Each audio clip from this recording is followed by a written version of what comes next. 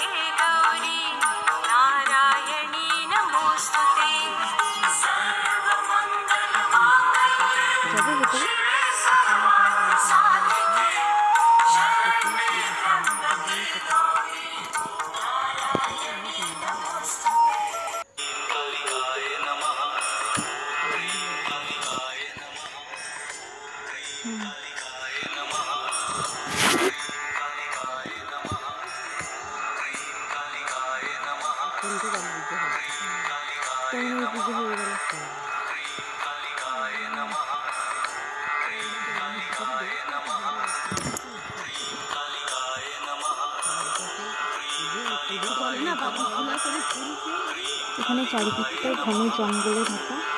তো অনেক আগে এটা জঙ্গলের মধ্যে একটা ছোট্ট কুটিরে মায়ের মূর্তি থাকতো। তো পরবর্তীকালে এই সমস্ত বন জঙ্গল অপসারণ করে সুন্দরভাবে একটি তীর্থক্ষেত্রে প্রতিষ্ঠিত হয়ে গেছে। এখানেই শেষ। ধন্যবাদ।